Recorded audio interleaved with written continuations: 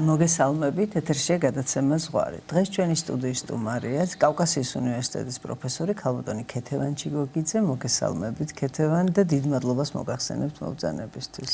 გამარჯობა, ჩემო საყვარელო მარინა. მე მაქვს ბედნიერება, რომ გიცნობდე გადაცემის მიღმა და ძალიან ვამაყობ, რომ მომიწვია სტუმრად.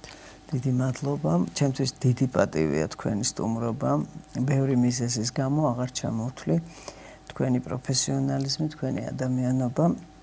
და დღევანდელი საუბრის თემა იქნება ალბათ კრიმინოლოგიური ფსიქოლოგია, რომელიც გასაგებ ადამიანურ ენაზე. როგორ შეიძლება ვისაუბროთ ორმა ადამიანმა ამ თემაზე ყოველგვარი რაღაცა ორნამენტების გარეშე. იმიტომ რომ მე მესმის, რომ ზოგადად ჩვენ მახსოვს გქონთ და გვიკვეთეს რაღაცა სახელმძღვანელო, დიტო ნადირაშვილი, თეა და მე და კიდე რამოდენიმე იყვნენ, რომლებიც კრიმინალური ქცევის წინა განწყობებს და წინაპირობას ვიკვლევდით და იქ ჩემი ნაწილი იყო გენეტიკური და ის გენები, რომელიც იქ ამაში მონაწილეობენ გარკვეული ტიპის ქცევებში, ეს XY ქრომოსომა, რომ ორჯერ Y, ანუ გარკვეული ტიპის ატიპიური ქცევები, ანტისოციალური და ასე შემდეგ და ძალიან საინტერესო აღმოჩნდა ზოგადად როგორ მიდის ადამიანი აქამდე. თქვენ დიდი გამოცდილება გაქვთ სასამართლოებშიც მუშაობდით, ძალიან ხშირად როგორც ფსიქოლოგი, როგორც ექსპერტი გამოდიოდით სიტყვით და თქვენ სიტყვაზე ძალიან დიდი მნიშვნელობა და წონა ქონდა და აქვს დღესაც. დიახ, როგორ მიდის ადამიანი აქამდე და რას გაიხსენებთ თქვენი ცხოვრებიდან? აი რა შემთხვევებს იგივე. მე მინდა ვისაუბროთ ერთის მხრივ არასრულწლოვნებზე, მეორეს მხრივ სრულწლოვნებზე და საერთოდ დანაშაული როგორ დგება? სხვათა შორის ძალიან ერთი მხრივ მარტივი კითხვა და მეორე მხრივ ძალიან რთული. მარტივი არის იმიტომ, რომ დანაშაული დგება ისევე როგორც ყველა ნებისმიერი ქცევა და საქციელი, როდესაც ჩდება მოთხოვნილება.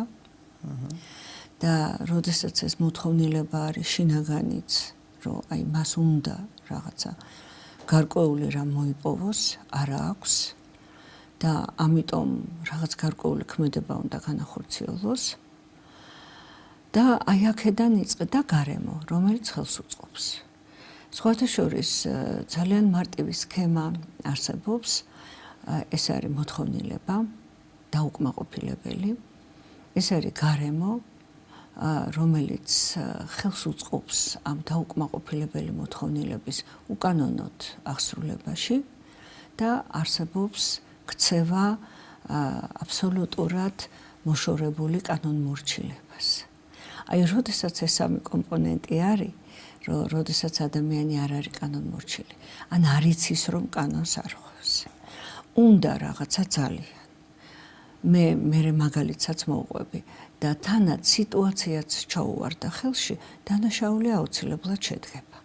ამიტომ აი მე გამიკვირდა თავის დროზე ინგლისში პოლიციაში, ლონდონის პოლიციაში, ჰოუმ ოფისში ვიყავი, სტაჟირებაზე ვიყავი ზოგადად წასული და იქაც მივედი გარკვეული ცოდნის მისაღებად. და როდესაც ვიკითხე, რომ აი რა უნდა გაკეთდეს იმისთვის, რომ დანაშაული თავიდან ავიშოროთ, თან განსაკუთრებით არასრულწლოვანთა დანაშაული, მითხრეს, რომ ის ობიექტი, რომელიც უნდა გაიქურდოს მაგალითად, ხო, უნდა კარგად იყოს დაცული. ანუ ყველაფერი მივიდა იქამდე, რომ თუ დამცველი ყავს ობიექტს, მაშინ იქ დანაშაული არ მოხდება. მე ველოდი, რომ მეტყოდენ, რომ აი ქარაქტეროლოგიურ თავისებურებებზე, რაღაც ინდივიდუალურ მახასიათებლებზეა საჭირო მუშაობა, რომ რაღაც თადარიგის დაჭერა, ეს უკვე იყო მათთვის განვლილი ეტაპი. და ამიტომ მივიდნენ ბოლო დასკვნამდე, რომ უნდა ობიექტი დაიცვა კარგად. და მაშინ ყველაფერი კარგად იქნება. მე მაგალითად იქ მაჩუქეს წიგნი, როგორ უნდა დავიცვათ თავი ძარცვისგან. განსაკუთრებით კერძო სახლებში. თურმე სახლი უნდა შეეცადო რომ არ ააშენო ქალაქის გარეუბანში ისეთ ადგილას, სადაც შენს იქით მხოლოდ ტყეა და მეზობელი არ ყავს და უნდა კონდეს კამერები და უნდა იცოდეს ყველამ რომ სახლი დაცულია.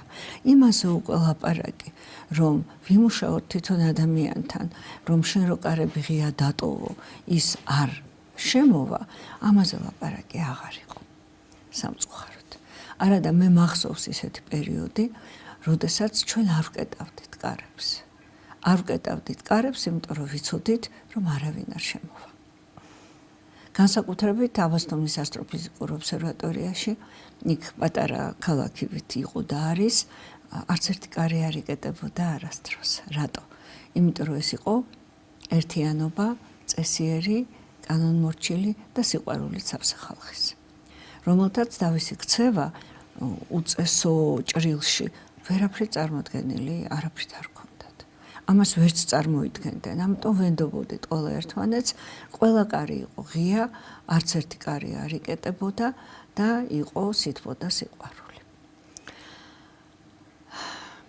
თქვენ ძალიან დიდი მადლობა. სხვა შორის საოცრად ღიმილის მომგვრელი იყო თქვენი ბოლონა, თქვა მე ოღონდ ეს ღიმილი არც კი ვიცი რა ემოციას გულისხმობს, იმიტომ რომ მართლაც თუ კი ყველაფერი მივა იქამდე, რომ უნდა მაგრად იყო გამაგრებული და თქვა ციცაკის სპრეი გედოს ჩანთაში და აი ზუსტად რაღაც ხელთათმანი კრივის რომ თუ დაგჭირდა გამოიყენა, ცოტა არ იყოს უცნაურია, მაგრამ აქამდე მივედით როგორც ჩანს. აი ჩვენ მაშინ ეს იყო 97 წელში ვიყავი, მე უკვე თითქმის 30 წელი გავიდა და ჩემთვის ეს ჯერ იყო გასაოცარი. იმიტომ რომ მე სხვა სიტუაციიდან ჩავედი იქ და ცოტა გაოცებული დავრჩი. როდესაც ქალბატონს ვკითხე იგივე პოლიციაში, რომ აი რა ვქნათ, არასრულწლოვანი როგორ დავაზღვიოთ იმისგან, რომ დანაშაულს ჩაიდენს, ან პოლიციაში, როდესაც აგვყავს თანამშრომლები, ხო არის ეს რეკრუტინგი, ხო ყოველთვის საჭირო იყო და მაინტერესებდა, როგორ აყავთ, რა კრიტერიუმებით ზომავენ პოლიციელს, რომ თქვათ აიყვანონ სამსახურში. და მე ახლა მოვემზადე, რომ მეტყვის, რომ ვამოწმებთ ტესტირებას გადიან, რომ პატიოსანია, წესიერია, თქვათ კეთილია და რაღაცა უამრავი ადამიანური პარამეტრი იქნება ჩამოთვლილი. ჩვენ უმოწმებთო ხელის ძალასო, კლავის ძალასო და გარდა მაგისა უნდა იყოს ჯანმრთელი და სწრაფად დარბოდესო. კი, მაგრამ რატომ მეთქი? იმიტომ რომ ქუჩაშიო აქ იყო ლაპარაკი იმ პოლიციელებზე, ვინც ქუჩაში პატრულირებს. იმიტომ რომ ჩანთას რო გამოსტაცებენ ადამიანს, პოლიცია მოასწროს, გაეკიდოს, დაეწიოს და წაართვას იშენთო. არა, მე იმას ვყვები, რაც რეალურად მოვისმინე. ეს არ არის არც გამოგონილი, ეს არ არის არც ანეკდოტი, ეს არის ის, რაც მოვისმინე და სახტად დავრჩი. იმიტომ რომ მე წავედი მომზადებული იმისთვის კალმისტარი ბლოკნოტი ყველაფერი ხელში მქონდა, რომ ჩავიწერო, რა ტესტები შეიძლება გამოვიყენო, ვთქვათ, პოლიციელის სამსახურში აყვანისას, რომელი ადამიანური თვისებები უნდა შეუმოწმო. არა, იმ სიტუაციაში აქტუალური იყო სირბილის უნარი, ჯანმრთელობა, კუნთის ძალა კლავში და სისხარტე. კეთილად და აი ამის ფონზე როგორი ზოგჯერ შეიძლება აზრს მოკლებული არის ის ტრენინგები და რაღაც მეცადინეობები, რომლებიც ამ მიმართულებით ხდება და რამდენი ფინანსები მიდის ამაში, ხო, ვთქვათ. რა თქმა უნდა, ერთის მხრივ ამ ბავშვებთან ასერტიული ქცევა, როგორ ისწავლონ მათ ემოციასთან გამკლავება და ასე შემდეგ, მაგრამ მეორეს მხრივ აი ესეთი ცოტა სარკაზმია თუ რეალობა, მოდით ეს ჩვენ ამ რეალობაში ვცხოვრობთ და ამ რეალობაში ეს რეალობა კიდევ და კიდევ უფრო იკვეთება თავისი სისასტიკით, თანდათანობით. ალბათ ყოველთვის ესეთი იყო და ალბათ უბრალოდ მართლაც გარკვეულ ასაკში სხვა ფილტრები აქვს ადამიანს, სხვადასხვა ფილტრები, მოლოდინები და გონია რომ რაღაც შეიძლება ვარდისფერი სათვალეც რაღაც პერიოდში უკეთი ადამიანს, მაგრამ ეს კრიმინალი, რაც ადამიანი არსებობს კრიმინალიც, არსებობს პირველი კაცისმკვლელი კაინი იყო, რომელსაც საკუთარი ძმა შურის გამო მოკლა და მას მერე ადამიანი ამ მხრივ დამაშურალია, რომ მეტნაკლებად რაღაცა კრიმინალური სახელმწიფო არსებობს წესები, კანონები და ზოგი ამბობს, რომ კანონი იმიტომ არსებობს, რომ ის უნდა დაირღვეს. აი კანონთან მიმართებაში ადამიანში როგორ უნდა ჩამოყალიბდეს კანონმორჩილება, როგორც მისი პატიოსნებასთან გაიგივებული თვისება. მე მაგალითად პირადად ვთვლი, რომ ჩვენ ვართულებთ ყველაფერს, ასე მგონია.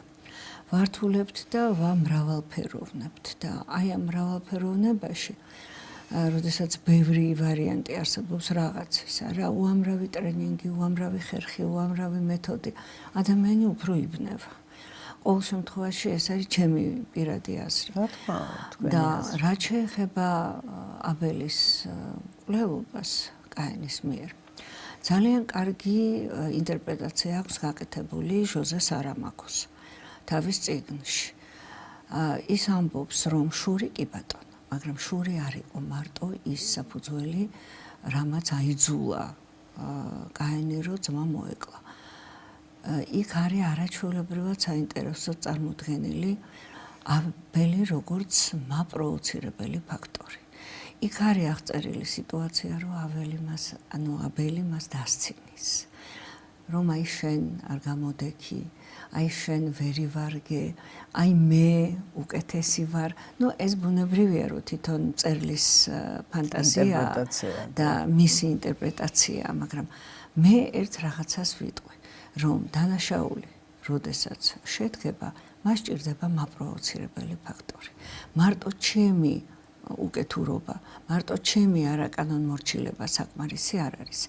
აი, როდესაც ყველაზე მძიმე მკვლელობაც კი არის და ჩვენ ვცდილობთ ხოლმე გავიგოთ, იყო აფექტი თუ არ იყო აფექტი, პირველი კითხვა, რომელიც უნდა დაისვას, იმიტომ რომ ისიც ადამიანია, ვინც ჩაიდინა მკვლელობა, ხომ არ იყო მსხვერპლი მაპროვოცირებელი ფაქტორი. ხომ არ ჩაიდინა რაღაც ისეთი, რამაც გამოიყვანა მოთმინებიდან მკვლელი. ეს გამართლება მკვლელის არ არის, ამიტომ ის ყველა შემთხვევაში ისჯება. ის უკვე დასჯილია იმ თავითვე, რა ხომ მკვლელობა ჩაიდინა.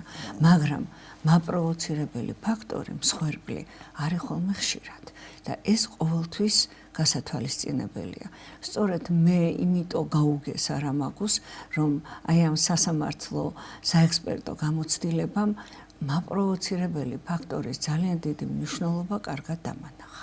არსებობს ადამიანისთვის ისეთი აღქმა, როდესაც მის აღქმაში მაპროვოცირებელია, თუნდაც ის მისი სიკეთე. ერთი ფილმი იყო მოკლემეტრაჟიანი, სადაც რაღაც საყვარელი სათვალეებიანი მამაკაცი, რომელიც ბოდიშებს უხდიდა ვიღაცა მოძალოდეს და რაც მეტი ბოდიში მოუხადა, მით მეტად ურტყამდა ის და ეს აღარ მახსოვს რა ფილმი იყო, მაგრამ ეს იყო ესეთი რაღაცა მასში იწვევდა წარმოუდგენელ აგრესიას მისი მორჩილება, უკანდახება, სათნოება. ზოგადად კაცობრიობა ჯვარს გააკრა ღმერთი განკაცებული, რომელიც იყო ძირითადად შურით და მისი სიწმინდის მიუღებლობით. ესეც არის, რა თქმა უნდა, მაპროვოცირებელი, როგორც ჩანს ადამიანში, რომელიც არის თქვენ სწორად ბრძანეთ. დაუკმაყოფილებელი მოთხოვნილებები, სურვილები და სიტუაცია ერთად შეკრებილი შეიძლება რაღაცა ქცევა განხორციელდეს და ქცევას მოტივი ჭირდება ნამდვილად. ჭირდება მოტივი. აი ეს მოტივის გარეშე, აი შეურაცხადიც კი არ მოქმედებს, ხო? იმ შეურაცხადსაც რაღაცა მოტივი აქვს. აუცილებლად. და ფსიქოლოგია არ არის, თქვა, განმსჯელი მეცნიერება, ამ შემთხვევაში პროკურატურა ან სასამართლო, რომ თქვა, ვინმე გაამართლოს ან გაამტყუნოს, ალბათ უფრო ეს არის მცდელობა ავხსნათ, რა მოხდა ამ დროს. აუცილებლად.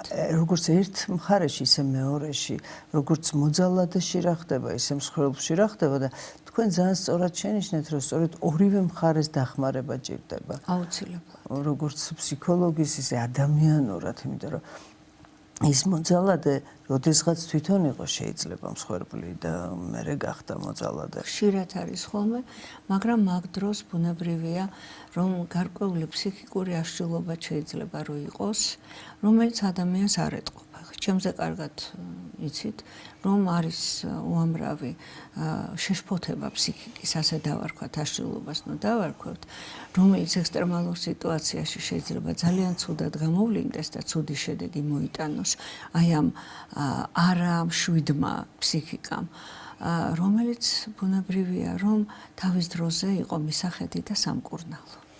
ამიტომ აი ეგ არის პრევენცია სწორედ მანდარი, რომ სანამ ეს ყველაფერი თავს იჩენს, სანამ გამოჩნდება, მანამდე უნდა დავეხმაროთ და უნდა დავეხმაროთ სულ პატარაობიდან. თუ შეიძლება ახლა მე მოვყვები ერთ მაგალითს, იყო ჩატარებული აი სხვათა შორის დანაშაულის სფეროს შემომუშავე ხალხი ატარებდა ამ ექსპერიმენტს, ეს იყო 70-იან წლებში ჩატარებული მიჩიგანის შტატში ლონგიტუდინური კვლევა, ძალიან საინტერესო და გადაწყვიტეს, რომ გარკვეული ჯგუფი ბავშვების საბავშვო ბაღში წაეყვანათ, ოღონდ ბავშვები უნდა აეყვანათ ყველაზე უფრო დაბალი დონის, მე ახლა დაბალ დონეში გულისხმობ უფრო სოციალურ და კრიმინოლოგიურ, ასე ვთქვათ, ჭყალებში ჩაშვებულობას. ეს იყო ფსკერზე მყოფი ხალხი, იმათი ოჯახებიდან წამოყვანილი შვილები და გაუკეთეს სპეციალური საბავშვო ბაღი. ზუსტად ასეთივე საკონტროლო ნორმა ყავდათ, რომელიც არსად არ ატარეს და დატოვეს თავის ოჯახებში. ანუ კრიმინალურ, გზასაცდენილ, დუღჭირ, ეკონომიკურად გაჭირვებულ ოჯახებში და აკვირდებოდნენ ამ ბავშვებს. თქვენ წარმოიდგინეთ, რომ ექსპერიმენტი გაგრძელდა 15-20 წლის მანძილზე გრძელდებოდა და ბავშვების ასაკი იყო 3 წელი. 3-დან 5-მდე ატარეს საბავშვო ბაღში, აი ამ სპეციალიზებულ საბავშვო ბაღში. მასწავლებლები, არაჩვეულებრივი პროგრამები, ღირებულებები, ყველაფერი, რაც საჭიროა, რაც ჭირდება სოციალიზებულ, კანონმორჩილ და ზოგადად კეთილშობილ ადამიანს, ყველაფერი ასწავლეს. და სახლში შაბათ-კვირას აკითხავდა ტიუტორი. რატომ? იმიტომ რომ ჩაითვალა, რომ იმ ოჯახში ეს ბავშვი მარტო შაბათ-კვირასაც არ უნდა დარჩეს. იმიტომ რომ მავნეჩვევის აღებას და შეთვისებას ძალიან ცოტა დრო ჯირდება სამწუხაროდ. ეს დაავადებასავით არის, რომ შემოდის ფუთობით და გადის წვეთობით. ამიტომ შაბათ-კვირასაც ყავდათ ტიუტორი და რა მოხდა? ის ბავშვებს სხვა შორის პროცენტული აი ეს პროცენტულობა რაც მერე დაიდო იყო გასაოცარი 98%. იმ ბავშვების აღმოჩნდა ჩვეულებრივი კანონმორჩილი გაწონასწორებული მოქალაქე, რომლებმაც ნორმალურად დაამთავრეს სკოლა, დაიწყეს მუშაობა, დაქორწინდნენ და ის მეორე საკონტროლო ჯგუფი, რომელიც დარჩა თავის კრიმინალურ ოჯახში და აი ამ გაღატაკებულ ოჯახში, რომელიც ყველა ღონეს ხმარობდა იმისთვის, რომ თავი ერჩინა, გამოვიდნენ ასევე 97% იყო არაკანონმორჩილი. ციხეში მოხდა ძალიან ბევრი და აბსოლუტურად რადიკალურად განსხვავებული ორი ჯგუფი მიიღეს. ზუსტად იდენტური ოჯახიდან წამოყვანილი ორი ჯგუფი იყო, უბრალოდ ერთი წამოყვანილი და ერთი ადგილზე დატოვებული. მერე იგივე ექსპერიმენტი ავსტრალიელებმა გაიმეორეს, ოღონდ 8 წლის განმავლობაში დააკვირდნენ. ზუსტად იგივე შედეგი იყო და ამიტომ დაანებეს თავი დაკვირვებას. მთავარია ის საბავშვო ბაღიდან რას ჩაუნერგავ ბავშვს, როგორ გარემოში გაზრდი, რას ასწავლი და რა მოთხოვნილება ექნება მას. აქედან გამომდინარე. სხვათა შორის მე როდესაც სტატიას წერდი, მაშინ ნახე ერთ-ერთი ჯუკების ოჯახი, რომელსაც έτσι long term კვლევა იყო, გახანგრძლივებული დროში. ეს იყო ლოთი მეთევზე, როგორც ეწერა ციტირებ და მეძავი, რომელიც ვთქვათ ფულზე ეს საქმიანობა იყო ფულთან დაკავშირებული. მათი შთამომავლობა და ეს შთამომავლობა იყო ჩაშლილი ისე, რომ დათვლილი იყო პროცენტულად რამდენი კრიმინალი, რამდენი ლოთი, რამდენი ნარკომანი, რამდენი მკვლელი და ასე შემდეგ და ბოლოს იყო დათვლილი რა ზარალი მიიღო ამერიკის შეერთებულმა შტატებმა აი ამ ერთი წყვილისგან და ისეთი შთამბეჭდავი იყო ეს, თუმცა ცოტა რაღაცა საშიშიც და უცნაურიც ეს ინფორმაცია, რომ მახსოვს, რომ რაღაც მოკლედ შევიტანე კიდევაც იმ სტატიაში, რომელიც დავწერე, თვითონ ეს ამბავი რამდენად მნიშვნელოვანია თურმე და ჩვენ გვაქვს წვდომა ჩვენ წინაპრებთანაც და ერთმანეთთანაც და ბუნებრივია, რომ გენეტიკა ცდება ხო მას მარტო ბიოლოგიას და მედიცინას, ის არის სოციალური, ფსიქოლოგიური, ის არის მანერები, დასწავლილი ქცევები სოციუმში, ტვინს ხო ფოტოაპარატივით შეუძლია გადაიღოს, აღბეჭდოს და შეინახოს, როდის რას გამოიყენებს ადამიანი არ ვიცით და ჩვენს რეპერტუარში კიდე უამრავი ტიპის ქცევა, რადის რა მანიფესტირდება. სიტუაციიდან გამომდინარე ძალიან მნიშვნელოვანია და სიტუაციის შექმნაზე მინდა გკითხოთ. აი ვთქვათ, რა არის მაპროვოცირებელი ძირითადად ის სიტუაცია, რომელიც კრიმინალს ჭყალებში ხელს უბიძგებს, ეგრეთ წოდებულ. და ძალიან ხშირად. რატო? მადლობა შენ ჩასწორებისთვის. კი ბატონო, ეგრეთ წოდებულ კრიმინალისტს. მარინა, იმიტომ რომ მე ხა გამახსენდა ეს მაგალითი, რომელიც ეგრეთ წოდებული კრიმინალური ქცევაა. არასრულწლოვანთა კოლონიაში 3 წელი მქონდა ექსპერიმენტები და ჯგუფთან ერთად და ძალიან ბევრი საწყალი და უპატრონო, ასე ვთქვათ, ბჭყალებში ბავშვი გავიცანით. რომელიც ბევრი სულტყუილად იყო მოხვედრილი იმ კოლონიაში და აი ეს ეგრეთ წოდებული კრიმინალური ქცევა, აი ერთ მაგალითს ორს მოვყვები თუ შეიძლება თუ დრო გვაქვს. ბიჭი, მშიერი, დედინაცვალი სახლში, ამიტომ მაწანწალობდა. აბსოლუტურად უწყინარი არსება. მშიერი, ძალიან მშიერი, გაიარა ჯიხურთან. ეს ის პერიოდია 90-იანების ბოლო, როდესაც აი ბევრი იყო ეს ჯიხურები არა და დაინახა, რომ ჯიხურის მეპატრონე მიირთმევს ძეხვს. მიირთვა ამან ძეხვი და დარჩა რაღაცა შეუჭმელი და დადო პანჯარაში. იქ ხო იყო ესეთი პანჯრები, საიდანაც ხდებოდა ყიდვა და გაყიდვის პროცესი. ეს ბავშვი მივიდა, უყურა, მივიდა, აიღო ის მონარჩენი ძეხვი და დაიკმაყოფილა შიმშილი. სხვათა შორის მაგის გამო აღმოჩნდა ციხეში. იმიტომ რომ უჩივლეს, რომ მოიპარა ძეხვი, მას არ მოუპარია, მან აიღო. და აიღო რატო? მოთხოვნილება ჰქონდა არაფუფუნების, არა ვთქვათ რაღაცა სადისტური ქცევის ჩადენის, არა პერვერსიის, არამედ ელემენტარული, ჩვეულებრივი შიმშილის გამო ბავშვმა აიღო ის მონარჩენი ძეხვი. იყო არასრულწლოვანი, სულ არ ფიქრობდა, რომ რაღაც ცუდი ჩაიდინა და რო ეკითხებოდნენ რაქენი, არაფერი ავიღე. აღარ ჭირდებოდა. დატოვა და ავიღე. ის რომ თქვა შეეძლო ეთხოვა, ეგ აღარ იცოდა, არ უსწავლებია არავის და მერე ვერც გაბედა ალბათ. ეგონა რომ არავის არ ჭირდება ის ძეხვი და აიღო. და კიდე მეორე მაგალითს მოვყვები, შემზარა მაშინ მე ამ მაგალითმა. საკმაოდ ხანგრძლივი ვადით იყო ეს ორივე ბავშვი, რომელსაც მე ვყვები, ეს პირველიც და ახლა მეორეც, რომელსაც მოვყვები, იმერეთიდან იყო ძალიან მშიერი პერიოდი და მან მოიპარა ნამდვილად, არ აიღო ტომარა ფქვილი და მიიტანა სახლში. ბებიამ რო დაინახა, თოვლი იყო მაშინ, გადაყარა ფქვილი თოვლში და უთხრა, რომ შვილო, მეო, აი ამ ფქვილს არც ერთ გრამს არ გამოვიყენებ. მეო მინდოდაო, რომ ოჯახს დავხმარებოდიო.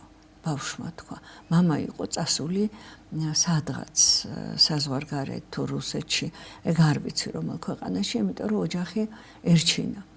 და ბებია, ორი შვილი და დედა. დედამ 16 მანეთი ღირდა მაშინ ის ტომარა ფქვილი. ყველაფერი გააკეთა, რომ ეს 16 მანეთი ეშოვა, იმ დროისათვის 16 მანეთი იმ ქალბატონისთვის დიდი ფული იყო. ჩვენ გვახსოვს ყველას 12 მანეთიანი პენსია.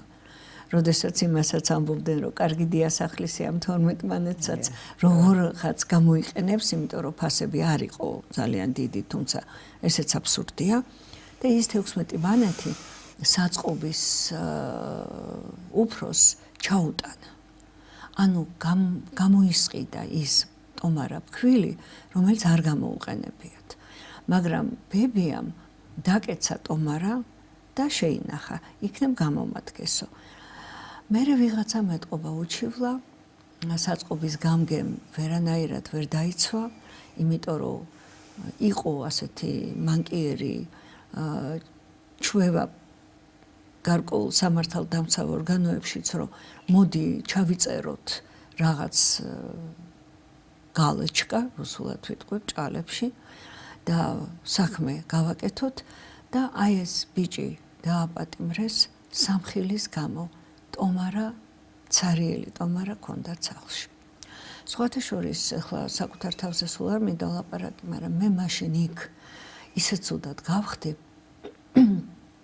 ისეთი ტკივილები დამეწყო გულის არეში, რომ მოხუცი ექიმი რო არ ყოფილიყო, მე არ ვიცი მე რა მომივიდო და არაფერმა არ მიშველა, არც ვალიდულმა, არც არაფერმა სხვამ და გაახსენდა ცივი წყალი ჩქარა, იმიტომ რომ ესო სპაზმიაო, თქვა. და ცივმა წყალმა მომიხსნა ეს საშინელი ტკივილი. იმ დღის მერე მე ჩანთით რამდენი წელი 10 წლეულები გავიდა. სულ მაქვს თან ბოთლი ცივი წყლით, იმიტომ რომ დამჩემდა აი ეს ეთყობა, როდესაც რაღაც პატარა სანერვიულო სიტუაცია ჩამივარდება ხოლმე, ასე ვთქვათ. ან მოუხვდები, მეწყება აი აქ გულის არეში უბრალოდ აი კუჭისა და 12 გოჯას არეში ტკივილი და იმ წუთში როგორც კი დავლებ ხოლმე წყალს მომეშვება. იმდენად იმოქმედა ჩემზე აი ამ მაგალითმა. მძეხვის მერე დამატებით ეს საშინელება იმ დაპატიმრებასთან დაკავშირებით, რომელიც გამოსყიდულიც იყო. არც მოუხმარიათ და არასრულწლოვანმა გააკეთა, იმიტომ რომ ოჯახის დახმარება უნდოდა. გასაგები არ არის გამართლება, მაგრამ მას სახლში ძალიან კანონმორჩილი გარემო დახვდა და ძალიან კარგად იცოდა უკვე იქ მყოფმა არასრულწლოვანმა, რომ ცუდი რაღაც გააკეთა და ამას ის მეორედ აღარ გააკეთებდა. მაგრამ სამწუხაროდ აი ასეთი ბავშვების რიცხვი, რომლებიც ეგრეთ წოდებული დანაშაულისთვის იყვნენ იქ მოხვედრილები, არ იყო ცოტა. ნამდვილად. მართლა ძალიან მძიმეა მაგის მოსმენა. რა თქმა უნდა, იმ დროს, როდესაც ხანდახან ფიქრობ, რომ ვინც ის რამდენადაც ვარღვევთ ეს ნებსით უნებლიეთ რაღაცა. როდესაც თეთრი საყელოს დანაშაული გაქადამია სამოხელეო და მილიონების ძარცვასთან და მიტაცებასთან გაქვს ადამიანს საქმე, უკვე ის ნახევარი ძეხვი და თუნდაც ერთი ტომარა ფქვილი, რომც არ გამოესყიდა დედამის, უკვე საერთოდ აღარ არის დანაშაული. მით უმეტეს გულს უტეხავ არასრულწლოვანს. აბსოლუტურად არ იცის, რის გამო ისჯება, მაგასაც ხო აქვს მნიშვნელობა. იგივე როდესაც ჩვენ ცოდვებს ვინანიებთ ხოლმე, ხო უნდა ვიცოდეთ, რომ ის რაც ჩავიდინეთ ცოდვაა. თუ არ ვიცით, ხო ვერ მოვინანიებთ. რა თქმა უნდა. ამიტომ, როდესაც არასრულწლოვანთან გვაქვს საქმე, ყოველთვის უნდა გავარკვიოთ, იცი ის რას აკეთებს. გლდანის მიმღებ გამანაწილებელი იყო ეგეთი პუნქტი, მე იქაც მიმუშავია და მოყავდათ ხოლმე საწყალი ეგრეთ წოდებული ქუჩის ბავშვები, რომლებიც იყვნენ მრავალშვილიანი ოჯახებიდან ძალიან ბევრი, ფეხსაცმელი არ ეცვა, ზოგი ფეხშველად დადიოდა, შივრები, სკოლაში რატო არ დადიხარ, რო კითხავდი, იმიტომ რომ ბევრი ვარ და დედას არ აქვს სარეცხეს ფხვნილი, რომ ტანსაცმელი გამირეცხოს. მართალია მე ვყვები 25 წლის წინანდელ ამბებს, მაგრამ ეს ფაქტი ხო იყო, ის ბავშვები ხო უკვე მიჩვეულები იყვნენ, რომ პოლიციას მიყავს ისინი გლდანის მიმღებ გამანაწილებელში და როდესაც მიაღწევენ იმ არასრულწლოვნების იმ ასაკს, როცა შეიძლება რომ დაისაჯოს, ხო, დასჯიან რისთვის? აი ამ შემთხვევაში ძალიან კარგია პრინციპი parens patria. უფრო სწორად აი ზუსტად რომ გამოვთქვათ parens patriae. როდესაც სახელმწიფო იღებს საკუთარ თავზე აი ასეთი ოჯახების პატრონობას. იმიტომ რომ ყველაფერი ღირებულება, ყველაფერი სიყვარულია. ყველაფერი არის ის თბილი დამოკიდებულება, რომელიც მათ გარემოსგან არ მიუღიათ. ახლა ოლივერი გამახსენდა. აბარა როგორ შეიძლება მე თქვა კრიმინალმა უკვე ჩამოყალიბებულმა მას დასრულმა გამოიყენოს ეს პატარა სუფთა ადამიანები, გაჭირვებულები, რომლებსაც არც იციან რა საკეთებენ. დღესაც ხდება ხოლმე ასე მაღაზიებს რომ ტეხავენ უფროსის დავალებით შედიან ბავშვები, იმიტომ რომ ისინი არ ისჯებიან. ხო, რა თქმა უნდა, აი სახელმწიფომ როგორ უნდა აიღოს ეს თავის თავზე, ალბათ რაღაცა უნდა იყოს დაწესებულებები, სადაც როგორც თქვენ ბრძანეთ, აი ეს რაღაც საბავშვო ბაღი, სკოლა თუ სადაც, მაგრამ მათი მარგინალიზაცია ხომ მოხდება ცალკე რო იყვნენ ესენი? არ შეიძლება მარგინალიზაცია. რა თქმა უნდა. არ შეიძლება რატო? იმიტომ რომ შეერთებულ შტატებში ძალიან ბევრი პროგრამა იყო კრიმინალის პრევენციის. სპორტული გუნდები შექმნიდა დაწყებული არ ვიცი რა საზოგადოებებით დამთავრებული და აღმოჩნდა რომ როდესაც შეკრიბეს ეს სპორტული გუნდები პირიქით სინდიკატები ჩამოაყალიბეს, იმიტომ რომ ეს ერთგვაროვანი უკვე დამნაშავედ ცნობილი ბავშვები გააერთიანეს და ძალიან კარგი დაჯგუფებები მიიღეს. ეს არ ამართლებს. არაფრით არ შეიძლება. პირიქით არც უნდა დაარქვა იმას დამნაშავე ძალიან ბევრ შემთხვევაში და სპეციალიზებული დაწესებულება არ ამგონია რომ ძალიან კარგი იდეა იყოს. იქამდე სანამ მით უმეტეს დანაშაული ჩადენილია, ან იმან არ იცის რომ დანაშაული ჩაედინა. ყველაზე კარგია ზოგადად მე 25 წლის წინ ვამბობდი ჯერ კიდე ამას, რომ სკოლებში ყველგან უნდა ჩვეულებრივი ტესტირება დაინერგოს. ჩვენ ვიცით ძალიან კარგად რომ მარტივი ინტელექტის კვლევიდან დაწყებული გარკვეული ტენდენციების კვლევით და სამომავლო ფსიქიკური აშლილობების და რაღაცა პრობლემების კვლევით დამთავრებული ჩვენ ხელგვეწიფება რომ ეს დროზე ადრე შევამჩნიოთ, ხო?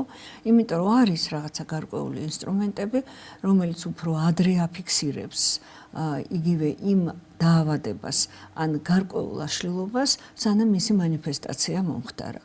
და მიზეზებსაც ძალიან კარგად ვადგენთ ხოლმე, ხო?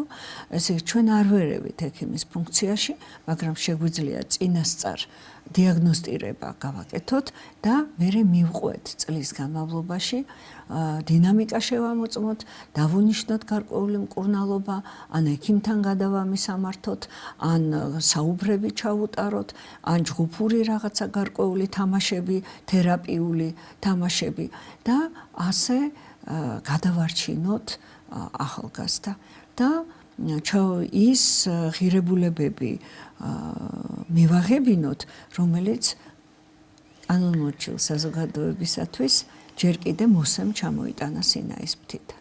ნამდვილად. როდესაც ჩვენ ზოგადად კანონმორჩილებაზე ვსაუბრობთ, ნამდვილად ეს ძალიან მნიშვნელოვანი მახასიათებელია მოქალაქისთვის უნდა იყოს, ხო, იმიტომ რომ სამოქალაქო აზროვნება, აღზრდა ამას გულისხმობს, რომ შუქნიშნიდან დაწყებული რაღაც წესები, რომელიც სინამდვილეში გიცავს ადამიანს, ეს წესი, ნებისმიერი წესი არის იმისთვის შექმნილი, შეიძლება ნებისმიერი არა, მაგრამ უმეტესობა წესები, რომ დაგვიცვას, ხო? აუცილებლად. და სხვათაშორის ეს გამახსენდა ფრანგულ ბაღებში იყო ესეთი წესი, რომ წითელ ზოლს აკეთებდნენ და იქ არავინ არ გადადიოდა ამ ზოლს იქით და ეს ამბობდნენ, რომ არსებობს რაღაცა ზღვარი, რომელიც არავინ არ უნდა გადავკვეთოთ, არც დიდებმა და არც პატარებმა. ანუ ბავშვობიდან სწავლობდნენ კითხვის დასმის გარეშე ბავშვს უჩნდება კითხვა, მაგრამ იქ არ გადავდივარ და აქეთ ვთამაშობ. ანუ რაღაცა ეს იყო შეზღუდვა, რა თქმა უნდა, არა. ეს არის რაღაცა ისწავლო, რომ იმის იქით შეიძლება იყოს ძალიან დიდი საფრთხე. რასაკვირველია. და ეს რა ბავშვობიდან უნდა მოხდეს, მაგრამ აი სახელდების თემა თქვენ ძალიან სწორად შენიშნეთ, თუ მას დამნაშავე დაერქვა, ეს შეიძლება მთელი ცხოვრება ვეღარ ეს კრიმინალურ კარიერას იკეთებენ მხოლოდ იარლიყის გამო. იარლიყის გამო. იმიტომ რომ სხვა საზოგადოება მათ მერე აღარ იღებს. და ადამიანი სოციალური ცხოველია, მარტო ყოფნა არ შეუძლია და უნდა დაცულობის განცდა ჰქონდეს და სხვათა შორის იმ საზოგადოებაში, რომელიც მარგინალიზებულია, თავისი წესები აქვთ და ძალიან ჰუმანურად ეპყრობიან ერთმანეთს. მათთვის მტრული არის მეორე საზოგადოება, რომელიც კანონმორჩილს ირქმევს. და ზოგჯერ ეს კანონმორჩილის შეიძლება ძალიან სასტიკიც იყოს. ძალიან იმათ მიმართ და საკუთარი თავის მიმართ, რა თქმა უნდა. და აქაც შეიძლება თუ ამას ჩაუღრმავდებით, პრობლემა იყოს ძირშივე სახელდებებში და მათ კატეგორიზაციაში, რომელსაც ვაკეთებთ. რასაკვირველია, სხვათა შორის, აი სახელდებამ და სახელის დარქმევამ ეხლა გამახსენა ისეთი თემა, როგორც არის აბუჩა თაგდება, მასხარა თაგდება, შეურაცხყოფის მიყენება, რაც ბულინგის სახელით არის ცნობილი და რომელიც არანაკლები დანაშაულია, ვიდრე მშიერი ბავშვის მიერ ნახევარი ძეხვის აღება. ბევრად უფრო მძიმე დანაშაულია, რატო? იმიტომ რომ შეიძლება ადამიანი მიიყვანო თვითმკვლელობამდე, ანუ სუიციდამდე. ან შეიძლება ისე გაუფუჭო და მოუწამლო ცხოვრება, რომ კომპლექსებით სავსემ მერე საკუთარი ვერც ნიჭის და ვერც მონაცემების რეალიზება ვეღარ შეძლოს. ან აიღოს იარაღი ხელში და მერე დაბრუნდეს იმ სკოლაში. გახდეს მოძალად. ამიტომ ეს აი ეს სახელდება, სახელების შერქმევა, აბუჩა თაგდების სურვილი ძალიან დიდი დანაშაულია. ბევრად უფრო დიდი, კიდევ ერთხელ ვიმეორებ, ვიდრე მშიერი ბავშვის მიერ ერთი ფუნთუშის ან ერთი ვაშლის დაუკითხავად აღება. რის გამოც სამწუხაროდ ისჯებოდნენ და არ ვიცი ხა დღეს რა ხდება ამ მიმართულებით. არა, მე ერთი 5-7 ალბათ წელია ამ სფეროს პრაქტიკულად აღარ გავკარები ვარ. ჯერ ერთ-ერთი იმიტომ, რომ პირდაპირ ვიტყვი, რომ მე საკუთარი თავი ამოვწურე, ბევრი ვილაპარაკე, შევეცადე, რომ გამომეკვლია, რაღაცა დამედგინა, მაგრამ რო ვთქვა, რომ ვინმე მომისმინა, ამას ვერ ვიტყვი. იმიტომ რომ ეტყობა ყველაფერს თავის დრო აქვს. არის ხოლმე ზოგჯერ, რომ არ არის საკითხი მომწიფებული და არ გისმენენ იმიტომ კი არა, რომ შენ არ გისმენენ, არამედ იმიტომ, რომ ჯერ ამისი დრო არ დამდგარა. ნათქვამია დროზე ადრე ბრძოლაში არ უნდა შეხვიდეო, ტყუილა გაფანტავ შენს ენერგიას. გასაგებია, მაგრამ როდესაც ხედავ და როდესაც გონია რომ მიხვდი რა უნდა გაკეთდეს, ვერ ითმენ და ამას წერ, ამბობ, იბრძვილებელიც არის, იმიტომ რომ ესეთი ადამიანები ქმნიან იმ პლატფორმას თუ იმ წინაპირობას ყალიბდება. ხო. იმიტომ რომ ყველაზე რთული არის მზაობის ჩამოყალიბება. განსაკუთრებით მაშინ, როდესაც სხვა პლატფორმაზე ხარ, ანუ არ მიყვას ხოლმე ასე ლაპარაკი, მაგრამ აი ეს საგანწყობო მექანიზმი სხვა კონტექსტში გაქვს და იმისათვის რომ შეიცვალოს, მზაობაა საჭირო და თუ უკვე გამყარებულია, მაშინ დიდი ხანი ჭირდება შემზადება ნიადაგს, რომ მზაობა ჩამოყალიბდეს და გაჩნდეს სურვილი. და შესაფერისი პირობები. ქეთევან, ძალიან ხშირად მიფიქრე, რა რთულია გამომძიებლის სამუშაო, იმიტომ რომ ყოველთვის ვფიქრობ, რომ ალბათ ყველაზე მეტად ეგ გამიჭირდებოდა და რატომ? იმიტომ რომ აღქმას აქვს ძალიან ბევრი ფილტრი და შესაძლებელია ადამიანი, რომელიც რაღაც ფაქტს შეესწრო და ყვება, საერთოდ მსგავსი არაფერი არ მომხდარა, ის რასაც ის ყვება. კი ბატონო. არც ის იმას ჩაუვლია, არც ის გადმომხტარა. ეს შეიძლება იყოს მისი ფანტაზიის ნაყოფი, მისი შიშით რაღაცა გამოწვეული, კი ბატონო, გამოწვეული და აბსოლუტურ შეიძლება წარმოუდგენელ რაღაცას ამბობდეს და ალბათ ხშირად ყოფილა შემთხვევები, რომ უდანაშაულო ადამიანი დაუსჯიათ. ყოფილა. სწორედ აი მსგავსი ჩვენებების გამო სიკვდილითაც კი, იმიტომ რომ ამერიკის შეერთებულ შტატებში აღმოჩნდა, რომ ძალიან ბევრი საკმაოდ ბევრი შემთხვევა, როდესაც ან მერე 20 წელი მიუსაჯეს და აღმოჩნდა, რომ არ იყო დავნაშაული. რასაკვირველია, ყოფილა ასეთი შემთხვევები. და ძალიან საინტერესო ექსპერიმენტები, ამაზე ჯერ კიდევ ჰიგო მიუნსტერბერგი ლაპარაკობდა და ძალიან კარგი ექსპერიმენტები აქვს ჩატარებული ლოფტუს და პალმერს. აი სწორედ მოწმის არასწორი მოწმეობა, იმიტომ კი არა რომ ის შეგნებულად ამახინჯებს ფაქტებს, არამედ აი ზუსტად როგორც თქვი შიშის ფაქტორია და ამიტომ შიშს დიდი თვალები აქვს და ცოტა სხვა რაღაცა გაახსენდა მერე რაც არ იყო. ან მერე ფანტაზია ჩაერთო და დაუმატა კიდე სიტუაციას რაღაცა და ეს რეალურად არ ყოფილა. მაგრამ ამისათვის არსებობს გარკვეული ტექნიკა დაკითხვის და გამოკითხვის, რომელსაც თუ სწორად და კარგად გამოიყენებ, გაფილტრავს სწორედ იმ არასწორ მონაცემებს და მიიღებ სწორ ნამდვილ ამბავს. სხვათა შორის ლექციაზეც კი შეგვაქვს ხოლმე ეს თემა და ძალიან საინტერესოა ფიშერი იკვლევდა ფიშბეინი უკაცრავად ამ საკითხებს და ძალიან ბევრი კარგი მიგნება აქვს. ნუ ახლა არ მინდა მე ახლა სამეცნიერო საუბარში გადავიდე, იმიტომ რომ მაინც ვთვლი რომ ლექციას თავისი ადგილი აქვს და უბრალოდ ვიტყოდი რომ მოწმის ჩვენება ყოველთვის სანდო არ არის, უნდა გაიფილტროს. მაგრამ ამას სჭირდება კარგი სპეციალისტი, რომელიც მოახერხებს მოწმის დამშვიდებას და სწორი ინფორმაციის მიღებას. სხვათა შორის ლოფტუს და პალმერს ჰქონდათ ძალიან საინტერესო მიგნება კითხვის დასმასთან დაკავშირებით. იმიტომ რომ აი ვთქვათ, მოდის მანქანა. და ეს მანქანა დაეჯახა ვიღაცას, ან რაღაცას და დააზიანა ვიღაცის ქონება. თუ შენ კითხავ მოწმეს, დაინახე მანქანა, რომელიც მოქროდა და მერე კითხავ რა სიჩქარით მოდიოდა, ის გეტყვის ძალიან დიდ ციფრს დაგისახელებს. თუ იტყვი რომ მანქანა დაინახე ის ნელა რომ მოდიოდა, ძალიან დიდი მნიშვნელობა აქვს როგორ დასვევ კითხვას და რა ზეცართავს გამოიყენებ არსებით სახელთან მიმართებაში, მაგრამ ყველას ეს არ ემართება. ზოგი ამბობს, მანქანა არ მოქროდა, არა, ის ჩვეულებრივად ნელა მოდიოდა. ან პირიქით იტყვის, მაგრამ ამას ახერხებს შედარებით უფრო ცოტა 10-დან 5. და მეორე 5 იბნევა. ამიტომ ძალიან დიდი მნიშვნელობა აქვს ვერბალიზაციას და ძალიან დიდი მნიშვნელობა აქვს რას კითხავ და როგორ კითხავ. შენ თვითონ შეიძლება შენ და უნებურად მიიყვანო იმ პასუხამდე, რომელიც არ არის სწორი. ზუსტად ზოგჯერ განცდაში შემოდის ის, რომ რასაც გინდა იმას ათქმევინებ ადამიანს, თუ მომზადებული ერთი და დაიბნა მეორე. კი ბატონო. და პირიქით რა თქმა უნდა. კი ბატონო.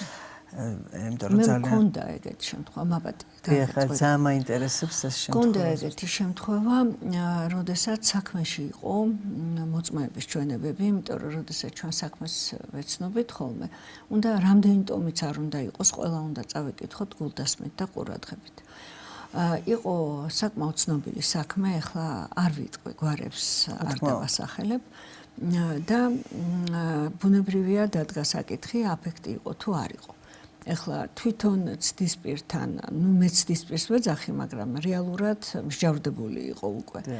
მსჯავრდებულთან ხელახლა წარმოებაში უნდათ რომ საქმე წასულიყო. მისვლის საშუალება არ იყო, იმიტომ რომ ყოველთვის არ არის ხოლმე ეგ ფუფუნება, რომ პირდაპირ მიგიყვანონ ცდისპირთან, მსჯავრდებულ ცდისპირთან. განსაჯელთან უფრო ადვილია ხოლმე მისვლა, იმიტომ რომ იქ ჩართულია ორივე მხარე ადვოკატების, მოსამართლის მოთხოვნაა და ასე შემდეგ. მე დარბაზშიც კი ჩამიტარებია პირდაპირ in vivo, ასე ვთქვათ, ექსპერიმენტი. და ეგ ყოველთვის კარგია, იმიტომ რომ აღარ რჩება ხოლმე ზედმეტი კითხვები. და საქმეში მოწმეთა ჩვენებები იყო, აი წარმოიდგინე, რომ იყო თქვათ 10 ერთ მხარეს და 10 მეორე მხარეს. ანუ 10 კაცის ჩვენება სხვა რეალობას აღწერს, მეორე 10 კაცის ჩვენება სხვა რეალობას აღწერს. და გეკითხებიან ამ დროს საქმის მასალების ანალიზიდან გამომდინარე იყო თუ არა აფექტი. ახლა დაპირისპირებაში იყო გარკვეული სპეციალისტი, რომელიც ამბობდა, რომ აფექტი იყო.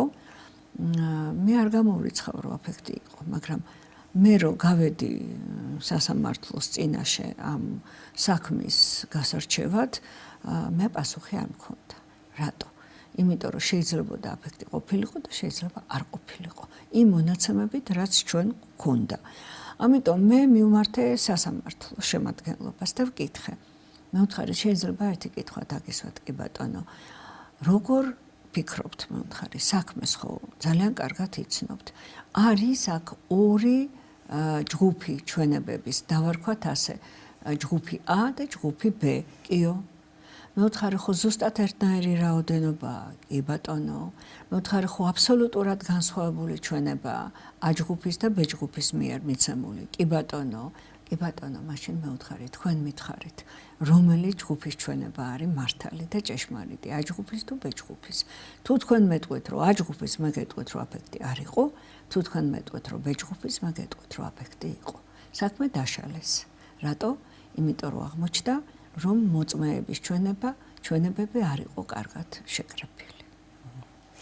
და საინტერესოა და როგორი საპასუხისმგებლოა ალბათ ეგეთი შრომა, გამომდინარე ჩვენებიდან შეიძლება ვიღაც ადამიანი ან დაიჭირონ ან არ და მის ბედს წყვეტ. რა ვიცი, მეც მაგისი რაღაცნაირი თითქოს შიში მაქვს თუ რაღაც.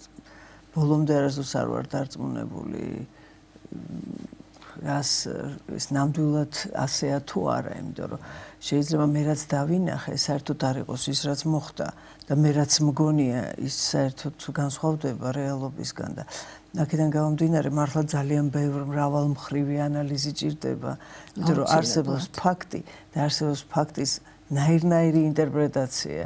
აბარა. ყველა ადამიანი ხედავს თავისას, იმას ცოლ-ქმარი რო ეყრება, ხა ცოლს მოусმენ, სხვა რეალობას ყვება, ქმარს მოусმენ, სხვა რეალობას ყვება და კიდევ ვისაც აქტორებს მოусმენ, ყველა სხვადასხვას მოყვება და აქ რო გაერკვე ყველაფერში, ალბათ ზემოდან უნდა დახედო. ზუსტად ეხლა მინდოდა მეთქვა. ჭეშმარიტება არის ყოველთვის შუაში და არის უცვლელი. გამახსენეთ და სწორედ ახლა მინდოდა მეთქვა იაპონური ქვების ბაღი რეანძი, როდესაც ათვალიერებენ ადამიანები 15 ქვარი და ერთდროულად ხედავენ მხოლოდ 14-ს. და როგორ ახლოც არ უნდა ვიდგეთ ჩვენ ერთმანეთთან, აი სურო ვეხებოდეთ ერთმანეთს. ჩვენ იგივე 14-ს დავინახავთ, მაგრამ პატარა რაკურსი მაინც შეცვლილი იქნება. აუცილებლად შეცვლილი იქნება. და ერთმა ძალიან კარგმა პუბლიცისტმა გააკეთა ასეთი კომენტარი, რომ ყველას თავისი 14 აქვს.